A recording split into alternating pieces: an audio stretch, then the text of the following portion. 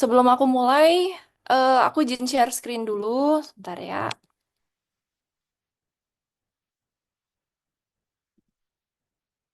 Nah, oke. Sebelum mulai nih, Bapak Ibu, aku penasaran sih, ada nggak sih di sini yang udah baca buku ini gitu? Kalau misalnya ada yang udah baca, boleh dong komen di kolom chat. Oke, dari Pak Bahtiar belum baca ya. Ada nggak sih yang udah baca? Wah, belum, tuh ya. Dari chat yang masuk gitu ya, 1 banding 10, mungkin eh, 9-nya belum, satunya sudah. Ya, nggak apa-apa Bapak Ibu, karena hari ini kita akan bedah gitu ya. Aku udah rangkum dengan bahasa yang sesimpel mungkin. Nanti kalau misalnya ada pertanyaan, kita bisa discuss waktu di Q&A gitu. Karena hari ini materinya lebih padat dibandingkan sama yang minggu lalu. Jadi kalau misalnya minggu lalu aku ada banyak interaksi, mungkin yang hari ini nggak terlalu banyak. Jadi nanti kita interaksinya waktu di sesi Q&A aja ya. Oke. Nah, jadi hari ini kita mau bahas nih buku yang judulnya The Richest Man in Babylon gitu. Karyanya George Samuel Clason. Nah, George Samuel Clason ini nulis buku ini tuh udah lama banget ya, di tahun 1920. Terus, tapi eh, sebenarnya buku ini bahas tentang apa sih? Tentang personal finance juga. Jadi banyak advice-advice tentang personal finance. Tapi memang ditulisnya itu karena zaman dulu banget ya. Itu bahasanya tuh masih yang susah gitu. eh dan nanti kita sama-sama lihat gitu ya. Oke, next. Nah, tadi kan kalau Via udah introduction gitu, tapi izinkan saya memperkenalkan diri lagi, Bapak Ibu. Kalau misalnya yang minggu lalu belum join gitu, ini sekilas lah ya, saya mau cerita tentang diri saya. Jadi yang ada di layar ini sebenarnya adalah angka-angka ini adalah usia saya gitu. Em, Kalau misalnya saya boleh membagi titik kehidupan saya gitu ya ke dalam 6 titik yang paling memorable, itu adalah ketika di usia-usia ini gitu. Mungkin yang pertama, ketika usia 15 tahun itu saya pertama kali kerja dan mencari tambahan uang jajan. Waktu itu masih sekolah juga. Kemudian di usia 21 saya mulai investasi. Saya masih ingat waktu itu investasinya di surat berharga negara karena belum berani ambil yang high risk. Nah, kemudian 1 tahun setelah itu, setelah udah belajar lebih lanjut, akhirnya baru berani masuk ke pasar modal. Dan di usia 23, saya ada kerja kantor gitu, full time, 9 to 5, di perusahaan developer yang tadi. Dan sekaligus saya juga ada freelance. Freelance-nya ini 5 role yang berbeda dalam rentang waktu 1,5 tahun. Nah, 1 tahun setelah itu, saya mencapai 1 M pertama saya. Saya nggak bilang usia ini adalah usia yang cepat gitu ya untuk mendapatkan 1 M ataupun terlambat. Karena menurut saya tiap orang tuh punya timeline-nya masing-masing dan momentumnya masing-masing gitu. Dan kemudian di usia 25, akhirnya saya mendirikan perusahaan pertama saya, yaitu bergerak di bidang talent management. Nah, tanpa berlama-lama lagi, Bapak Ibu, kita langsung aja nih masuk untuk bahas tentang bukunya ya. Sebenarnya di buku ini itu banyak banget tokoh-tokohnya. Tapi kalau misalnya dimasukin semua, saya nggak yakin dalam 1 malam ini udah kelar. Jadi saya cuman cantumin 3 tokoh yang menurut saya paling penting, gitu ya. Jadi yang pertama ada yang namanya Arkad. Arkad ini adalah tokoh utama kita lah, gitu. Yang kedua ada Algamis. Algamis ini siapa? Algamis ini adalah mentornya si Arkad. Dan yang ketiga ada Asmur. Nah, Asmur ini nanti kita akan bahas di slide-slide selanjutnya ya, untuk tahu sebenarnya Asmur ini siapa gitu. Kenapa kok eh, mau kita bahas hari ini? Oke. Jadi saya mulai dari ini ya. Jadi dulu ada suatu negeri gitu, negeri Babilonia, dan tokoh utama kita adalah yang namanya Arkad. Arkad ini dia orang biasa aja, Bapak Ibu. Dia adalah seorang juru tulis di waktu itu. Nah, dia punya seorang temen nih. temennya ini ngomong ke Arkad, eh aku ini udah kerja gitu ya, cukup lama, tapi kenapa aku nggak kaya-kaya? Nah, karena mendengar itu, si Arkad ini eh, nggak tinggal diam. Dia mencoba berguru gitu sama orang terkaya di Babilonia waktu itu. Nah, orang itu adalah si Algamis. Jadi Arkad ini akhirnya memiliki mentor, yaitu si Algamis. Nah, untuk menjadi sama, menjadi Algamis gitu ya, seperti Algamis atau lebih dari Algamis, Arkad ini meminta nasihat lah. Nah, itu yang mau kita bahas di hari ini. Jadi setelah berguru gitu sama Algamis, Algamis ini bilang, oke, kamu terapin aja Seven Cure for a Lean Purse gitu. Jadi ini kalau misal diterjemahkan adalah 7 obat untuk dompet yang kering gitu ya. Nah ini em, ada 7 poin yang akan kita bahas nanti satu persatu. Tadi saya ada bilang kalau misalnya saya baca buku ini tuh waktu kuliah dan waktu itu dapatnya yang versi bahasa Inggris. Pertama kali baca saya cukup eh, pusing gitu ya karena mereka tuh masih pakai bahasanya yang bahasa lama kayak gini. Contohnya misal kayak ada die ini sebenarnya itu artinya kalau dalam bahasa Inggris adalah your atau kepunyaanmu. Jadi misal contoh yang nomor satu, start diapers to fattening, berarti artinya mulai gendutin dompetmu gitu. Atau nomor dua misal control the expenditures, berarti control your expenditures atau kontrollah pengeluaranmu dan seterusnya gitu ya. Nanti kita bahas juga satu persatu. Oke. Nah, ini adalah yang pertama Bapak Ibu. Jadi eh, poin yang pertama adalah start diapers to fattening atau mulai gendutin dompetmu. Konsepnya itu sebenarnya simpel ya. Kita ingat aja, pay yourself first. Ini yang selalu di-highlight di buku ini. Jadi kita itu harus menyisihkan untuk diri kita gitu, diri kita sendiri. Yang pertama kali, karena first ya gitu.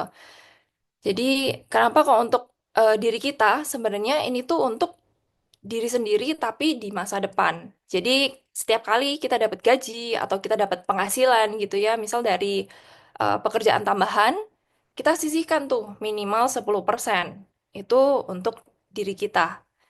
Entah nanti untuk ditabung atau diinvestasikan gitu. Jadi jangan sampai konsep ini berubah gitu. Bukan pay yourself first, tapi bukan untuk diri sendiri, tapi nanti untuk em, penjual elektronik gitu, atau untuk toko oren, untuk toko ijo gitu ya. Nah, sesimpel itu. Sebenarnya konsepnya simpel, tapi coba direfleksikan Bapak Ibu. Apakah udah dijalankan atau belum gitu ya selama ini? Kalau misalnya dapat gaji atau penghasilan, apakah sudah disisihkan gitu, atau malah disisakan? Nah, kita lanjut ke poin yang kedua. Poin yang kedua itu ngomongin tentang pengeluaran. Sebenarnya di chapter yang ini dia bahas ada dua lah ya yang penting. Yaitu yang pertama kita harus bisa bedain needs sama wants. Dan yang kedua nanti kita akan bahas tentang budgeting. Mereka ini ya lumayan berkesinambungan gitu. Nah kalau misalnya orang itu tanya gitu ya ke saya, gimana sih cara bedain needs sama wants? Kadang itu kita susah gitu ya membedakan. Tapi di sini saya ada kasih diagram flow yang bisa kita pakai gitu untuk framework untuk membedakan apakah kira-kira ini tuh masuk ke kebutuhan atau ini ke keinginan kita. Nah, cara bacanya eh, setiap kali kita mau melakukan pengeluaran gitu ya atau membeli sesuatu, coba kita tanya gitu ke diri kita sendiri. Kira-kira bisa nggak ya aku hidup eh, dengan atau tanpa ini gitu. Kalau misal jawabannya, oh, aku nggak bisa nih kalau misal nggak melakukan pengeluaran ini, ya berarti jelas itu adalah suatu needs gitu. Tapi kalau misalnya, oh, sebenarnya aku bisa sih hidup tanpa ini gitu, berarti itu masuknya adalah wants. Setelah masuk ke wants, kita evaluasi lagi ke poin yang kedua. Kira-kira kenapa kok aku mau hal ini? Kayak gitu. Nanti dibagi jadi dua lagi nih. Kalau yang kiri, eh, kita mau hal ini karena apa? Karena kita merasa ini akan menambah benefit gitu untuk kehidupan kita. Apakah nanti dengan keinginan ini itu bisa nggak fit sama atau align gitu ya dengan financial goals atau values kita? Mungkin aku ambil contoh dari case aku sendiri. Jadi sebelum kerja kantoran, aku udah kerja freelance juga sebagai desainer dan juga fotografer gitu. Nah, waktu itu aku mau beli kamera nih, Bapak Ibu. Kalau misal ditanya, apakah itu needs atau wants? Mungkin kalau di level yang permukaan, aku akan jawab, kalau orang lain ya akan bilang, ya itu pasti wants gitu kan. Karena kalau misal nggak ada kamera pun juga nggak masalah.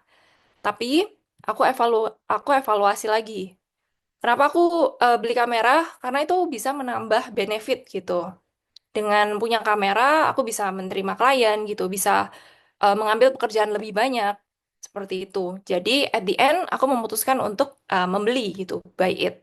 Tapi kalau misalnya Bapak Ibu udah di poin yang ini, tapi ternyata nggak align gitu ya sama financial goals atau values, berarti mungkin harus dipikirkan lagi. Sebenarnya nggak seperlu itu, gitu kan? Nah, ini untuk poin yang pertama gitu, kalau wants. Selain itu, ternyata ya, wants itu nggak cuman menambah benefit, tapi ada juga yang sekedar memberikan emotional satisfaction gitu, atau kepuasan secara emosional. Bisa juga untuk memenuhi status, terus pleasure, kesenangan, atau sense of control gitu. Nah, kalau misal udah kayak gini, em, ini ya contohnya, sebentar, ada di next slide. Nah, jadi di tahun 1980, itu ada satu em, istilah yang populer, Bapak Ibu, adalah shopping is the best retail therapy. Ini yang ngomong Harry Gordon Selfridge. Karena waktu itu eh, beliau punya usaha di bidang ini ya, shopping gitu. Jadi dia mencetuskanlah istilah ini dan akhirnya terkenal. Jadi ide retail therapy itu adalah kita bisa beli barang gitu ya. Kita beli barang supaya kita itu naikin mood waktu kita lagi down. Nah, cuman setelah em, setelah dilakukan eksperimen itu gitu ya, ternyata retail terapi ini hanya untuk short term boost atau hanya untuk solusi jangka pendek. Tapi kalau dalam jangka panjang itu gimana sih? Ternyata itu bukan solusi dan malah bisa berakibat ke kesehatan mental dan juga finansial, apalagi kalau misalnya tidak terkontrol. Jadi harus bijaksana juga ya em, menanggapi dari istilah ini. Nah, balik lagi ke tadi, kalau memang dirasakan seperti itu ya, nah itu udah jelas jelas sekali won. Nah, jadi ada nih tipsnya adalah kita tunggu. Jadi waktu kita misal nih kita masuk ke mall, ke satu toko, ada diskon nih gitu. Tapi sebenarnya kita nggak perlu-perlu amat. Bahkan mungkin penjual toko itu bisa bilang, iya Bu, ini jarang-jarang loh diskonnya kayak gitu ya. Padahal kita juga tahu nanti tahun depan akan ada eh, masa-masa di mana barang-barang ini didiskon lagi kayak gitu. Nah, jadi kita tunggu aja nih 1 hari atau bahkan 1 minggu buat ngelihat apakah sebenarnya kita masih mau atau enggak gitu. Kalau misalnya nanti setelah nunggu kita masih mau, kita tentukan lagi apakah itu align nggak ya sama financial goals dan values kayak gitu. Kalau misal dengan melakukan purchase ini tapi ternyata mengganggu goal keuangan, nah berarti jangan dilakukan. Tapi kalau misalnya nggak mengganggu gitu ya, oh ini aku ada alokasi budget sekian dan nggak masalah gitu, nggak mengganggu, ya itu nggak apa-apa berarti. Oke, next. Nah, kemudian chapter ini juga bahas lagi, masih berhubungan, selain kita harus tahu gitu ya, pengeluaran kita mana yang masuk needs, mana yang masuk wants. Jadi kita bikin tuh listnya, pengeluaran kita selama ini. Terus kita kategoriin, sesimpel kayak tadi. Pakai diagram flow itu, kita tentuin mana yang sebenarnya needs, mana yang sebenarnya wants, gitu. Nah, kemudian yang kedua adalah membuat budgeting. Ini rule of thumb-nya aja atau general rule, yaitu 50-30-20. Mungkin kalau yang belum tahu, 50 itu dipakai untuk kebutuhan pokok ya. Misal contohnya untuk beli makanan, untuk bayar tagihan, untuk bayar uang sewa, kemudian transportasi. Kemudian kalau misalnya yang 30% itu untuk keinginan atau leisure. gitu. Jadi misal untuk shopping, untuk makan di restoran, makan cantik, terus untuk bayar subscription, Netflix, Disney Plus gitu-gitu ya. Kemudian untuk hobbies juga masuknya di sini. Dan 20% ini untuk tabungan dan juga investasi. Kayak gitu. Oke. Next, kita udah masuk ke poin yang ketiga gitu ya. Ini adalah nasihat Algamis yang ketiga. Dia bilang untuk make thy gold multiply. Atau mungkin di zaman itu ya asetnya yang berharga adalah emas kan. Tapi kan sekarang udah banyak ya aset kelas di zaman modern. Jadi kalau misalnya boleh ditranslate itu adalah untuk melipat gandakan asetmu. Nah, kalau saya pribadi itu selalu membagi investasi gitu ya Bapak Ibu ke dalam dua kategori ini. Kita bisa investasi di produk keuangan dan juga kita bisa investasi ke diri sendiri. Kalau diri sendiri sesimpel ya hari ini kita ketemu Bapak Ibu untuk webinar, untuk bahas, untuk mendapatkan pengetahuan lebih gitu ya. Kalau misalnya produk keuangan, ini saya udah klasifikasikan juga mulai dari yang low risk, low return, sampai ke yang high risk, high return. Mulai dari deposito, emas, kemudian ada obligasi, obligasinya yang negara ataupun korporasi, kemudian ada reksadana, ada saham, dan yang high risk ada cryptocurrency juga. Nah, kalau ngomong investasi, kita tuh harus tahu Bapak Ibu, profil resiko kita ini masuk yang mana gitu ya. Apakah kita ini masuknya konservatif, yang kalau misalnya portfolio investasi kita turun gitu ya, turun belasan persen, kita langsung nggak bisa tidur, langsung deg-degan gitu, ngefek banget ke kita. Nah, berarti kita konservatif, harus milih instrumen yang lebih rendah resiko gitu. Kalau misalnya kita moderat, berarti kita itu tetap mau keuntungan gitu ya. Tapi kalau misal terlalu tinggi banget, eh, ruginya kita nggak bisa toleransi gitu.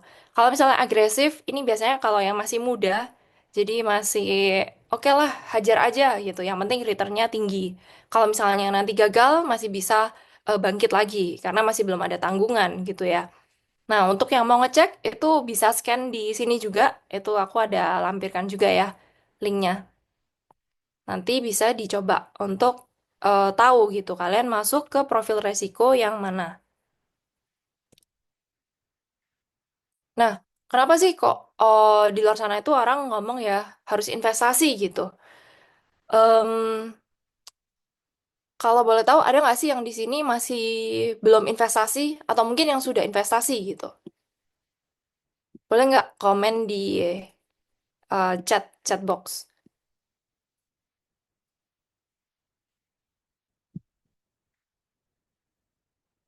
Oke, ada yang bilang udah invest saham, sudah itu. Ada yang belum berani mulai investasi, investasi di properti, Pak Aji, tuh. Belajar saham, oke. Sudah invest, oke. Rata-rata sudah invest ya. Mungkin em, invest belum, baru nabung emas. Ya, emas juga termasuk dalam aset investasi. Oke. Baru coba, baru cobanya tapi invest kripto ya. Oke, Pak Roni bilang saya belum, masih bingung. Oke, Em, ya, oke, belum, masih ragu. Oke, aman, nggak apa-apa. Nah, jadi sebenarnya sesimpel ini sih. Kenapa kok kita itu harus investasi? Karena Warren Buffett ini tokoh yang terkenal gitu ya di dunia pasar modal. Beliau bilang, if you don't find a way to make money while you sleep, then you will work until you die. Jadi kalau misalnya nih kita nggak mencari cara gitu ya, atau kita nggak meluangkan waktu untuk mencari tahu gimana sih caranya uang itu bekerja untuk kita, maka kita akan kerja selamanya untuk uang sampai kita meninggal karena kebutuhan terus berjalan. Nah, that's why sekarang tugas kita adalah untuk cari tahu gimana caranya kita nggak cuman mendapatkan uang, tapi kita harus bikin uang juga kerja nih untuk kita, gitu kan? Oke. Nah, ini kita masuk ke poin yang keempat, Bapak Ibu, yaitu adalah guard thy treasures from loss, atau jagalah agar hartamu itu tidak hilang. Kalau misal orang di luar sana itu ngomong, oke, investasi, investasi, investasi. Tapi kadang investasi yang dipilih pun bisa aja investasi bodong. Nah, itu akan menguras harta yang tadinya udah dikumpulkan gitu, susah-susah. Nah, kalau di buku ini, Muncullah tokoh si Asmur ini. Asmur ini siapa sih? Asmur ini adalah temennya Arkad ya. Dia ini seorang pengrajin batu bata. Dan suatu hari dia bilang tuh ke Arkad, mau nggak em, kamu taruh aja uang di aku gitu. Nanti aku bakal beliin permata gitu. Dan nanti bakal dijual lagi. Pasti dapat profitnya besar lah gitu. Tapi ternyata setelah Arkad ini ngasih uangnya gitu ya ke Asmur, dia bilang, Mur titip dulu ya duitnya. Tapi ternyata eh, Asmur ini malah ketipu gitu. Dan dia ternyata beli batu palsu Bapak Ibu. Nah itu udah masuk kategori investasi bodong ya di zaman itu. Jadi akhirnya Arkad kehilangan seluruh investasinya. Bukannya untung, dia malah buntung gitu. Nah dari sini tuh yang bisa kita pelajari adalah em, ini ya, jangan gampang percaya gitu sama orang. Misal kayak Asmur ini. Dia bukan pengusaha permata gitu. Dia aja pengrajin batu bata yang lagi ibaratnya mau coba-coba gitu kan. Mau coba-coba peruntungan, em, beli permata dengan gambaran best case scenario gitu. Tapi kan kita harus mikirin juga worst case scenario-nya itu seperti apa. Kayak gitu. Nah, jadi kalau misal ngomong investasi, mending kita ngikutin rule-nya dari Opa Buffett aja ya gitu. Jadi Opa Buffett ini terkenal dia punya dua rule. Yang pertama adalah never lose money. Atau jangan sampai rugi lah kalau Opa Buffett bilang. Jangan sampai kehilangan uang gitu. Nah, dia ada juga nih rule yang kedua. Ada nggak yang tahu rule kedua ini apa? Kalau yang ada, kalau yang tahu boleh chat dong di ini kolom komen. Oke, Pak Darman sama Pak Kevin. Nah, Pak Budi udah pernah dengar ya berarti ya. Jadi lucunya rule nomor dua ini si Opa Buffett itu bilang never forget rule number one. Jadi dibalikin lagi tuh. Sebenarnya ya rule-nya cuma satu ya, never lose money gitu. Oke. Nah, itu kan kalau misal di zamannya Arkad ya, atau di zamannya Babilonia. Kalau misal di zaman modern, itu seperti apa sih? Jujur, di pekerjaan saya yang sekarang, saya tuh juga sering dapat pengaduan gitu ya tentang investasi bodong ini. Banyak yang kena tipu, banyak yang kejebak karena masuk ke grup Telegram gitu, mengatasnamakan influencer atau public figure lain gitu ya. Nah, sebenarnya sesimpel kita ingat ini aja, 2L. 2L ini kampanye yang digaungkan oleh OJK. Tapi sangat, menurut saya ini sangat masuk akal dan mudah diingat gitu ya. Jadi kita ingat ini aja, 2L, yaitu legal dan logis. Nah, saya udah bikin juga nih checklistnya untuk legal dan logis. Kalau misalnya ngomongin legal, itu kita harus tahu apakah perusahaan investasi ini gitu ya, atau orang yang datang ke kita ini, dia itu udah berbadan hukum atau belum, gitu kan. Kemudian nggak cuma sampai situ, kita cek juga apakah dia ini diawasi oleh OJK atau sudah diawasi juga oleh Bapepti gitu ya, tergantung nanti dari aset kelasnya yang mana. Kemudian yang ketiga, kita cek juga track recordnya. Sesimpel kita cari aja di internet, Bapak Ibu. Oh, perusahaan ini apakah ada skandal gitu ya, apa ada track record jelek kayak gitu. Dan kalau untuk yang logis, checklistnya adalah yang pertama, apakah return yang diberikan itu wajar? Kalau misalnya di luar sana rata-rata return yang dihasilkan, misal ya dalam dunia pasar modal di saham, untuk mendapatkan return konsisten selama belasan persen itu lumayan normal gitu ya. Tapi kalau misalnya ada yang tawarin puluhan persen gitu, apalagi cuma dalam waktu 1 bulan, 3 bulan, itu kan kesannya too good to be true. Biasanya kalau yang too good to be true, emang it is gitu, emang too good to be true. Jadi pertimbangkan lagi ya, udah lari aja karena kemungkinan besar itu scam. Dan yang kedua, kita pelajari juga nih, bisnis modelnya itu gimana. Dengan kita mempelajari bisnis model tuh sebenarnya kita bisa tahu, em, yang pertama, siapa sih orang di balik produk ini gitu. Terus kita bisa cek juga track recordnya seperti apa. Dan yang kedua, gimana cara bisnis ini berputar. Kalau misalnya kayak surat berharga negara contohnya. Oh, itu kan surat utang negara. Siapa orang di balik itu? Orang di balik itu adalah pemerintah gitu, pemerintah yang ngeluarin. Kemudian kita evaluasi lagi nih, apakah ada resiko gitu gagal bayar. Nah, nanti kita cek lebih lanjut gitu ya tiap-tiap ini. Oke. Next, ini adalah poin yang kelima, yaitu make of die dwelling a profitable investment.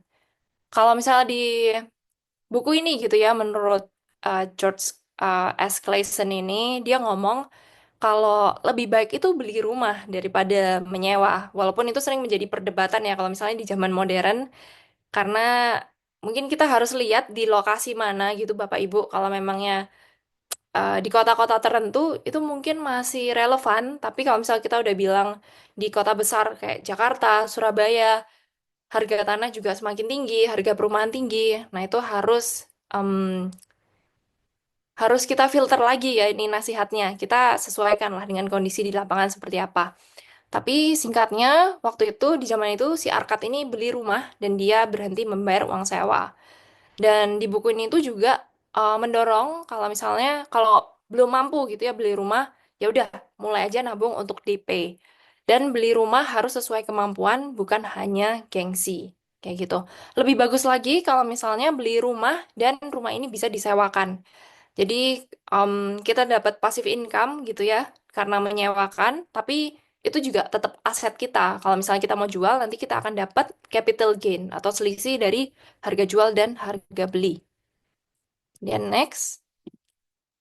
Nah, masuk ke poin yang keenam, ini adalah insure future income atau kita ngomongnya tentang asuransi. Jadi bahkan di zaman Babilonia itu mereka em, merasa kalau asuransi itu penting gitu ya. Jadi kita dianjurkan untuk membeli asuransi untuk proteksi. Karena ibaratnya kalau misal nih kita udah susah-susah ya ngumpulin pendapatan gitu, kita udah alokasikan juga. Oh, nanti uangnya yang ini untuk anak saya gitu, anak saya sekolah masuk SD. Kemudian yang ini untuk nanti saya mau ada keinginan lanjut S2, yang ini nanti untuk ziarah, misal seperti itu. Tapi kalau one day uh, ada bad day gitu ya, atau hujan, nah eh nanti hal-hal yang tidak diinginkan ini bisa aja mengganggu financial goals kita tadi, itu. That's why dibutuhkan asuransi. Simpelnya asuransi ini kita memindahkan resiko gitu ya dari kita ke pihak ketiga, yaitu perusahaan asuransi. Untuk menanggung kalau misalnya nanti uh, terjadi apa-apa sama kita. Nah, kita masuk ke poin yang terakhir nih Bapak Ibu, yaitu adalah increase thy ability to earn atau tingkatkan kemampuan untuk menghasilkan lebih. Nah, ini tuh aku mencoba ini ya merangkum CV-nya si Arkat lah ya. Kalau misalnya em, bisa dibikin jadi satu rangkuman, kurang lebih kayak gini gitu. Lika-liku kehidupannya si Arkat. Jadi mulai dari yang pertama, si Arkat ini kan awalnya adalah seorang juru tulis. Kemudian dia nggak mau berdiam diri, tapi dia mau mencari seorang mentor, dan dia ketemulah sama si Algamis gitu. Si Algamis ini ngomong ke si Arkat, oke, eh jadi rahasia kekayaan saya itu saya menerapkan 7 hal ini gitu, 7 obat ini, 7 cure. Nah, dia mulai mempraktekkan itu. Jadi nggak cuma mendapatkan pengetahuan, tapi dia juga mempraktekkan. Mulai dari ngelola uang, terus nabung, dan juga investasi. Itu diputar aja tuh, terus kayak gitu ya. Ngelola uang, nabung, investasi. Nah, kemudian di tengah perjalanan investasinya gitu, dia gagal investasi. Sempat ya gagal investasi tadi sama si pengrajin batu bata, si Asmur. Nah, sejak saat itu dia jadi berhati-hati dalam investasi, supaya dia nggak masuk lagi nih dalam investasi bodong. Dan yang terakhir yang bisa disimpulkan, si Arkad ini yang tadinya bukan siapa-siapa, sekarang dia jadi orang terkaya di Babilonia. Bahkan mungkin lebih kaya dari si Algamis gitu. Kemudian yang kedua, dia udah jadi investor dan juga dia menjadi pemberi pinjaman ke rakyat Babilonia gitu ya. Jadi dia dapat passive income. Dan yang ketiga, akhirnya dia juga menjadi mentor buat rakyat Babilonia. Oke, sekarang pertanyaannya, eh gimana sih caranya menjadi Arkad gitu? Kalau misalnya kita hari ini gitu ya juga masih merintis, kita masih bekerja gitu ya. Gimana caranya supaya jadi Arkad? Nah, dari buku ini kita bisa belajar ya Bapak Ibu kalau Arkat ini bukan kaya karena warisan atau just lucky keberuntungan atau dapat lotre gitu. Tapi dia tuh benar-benar menerapkan prinsip keuangan yang sebenarnya sederhana, disiplin, dan konsisten. Diulang terus seperti itu. Jadi, kita belajar kalau siapapun itu bisa mencapai kebebasan finansial. Kalau misalnya ngikutin aturan yang sama gitu ya, yang tadi 7 gear itu.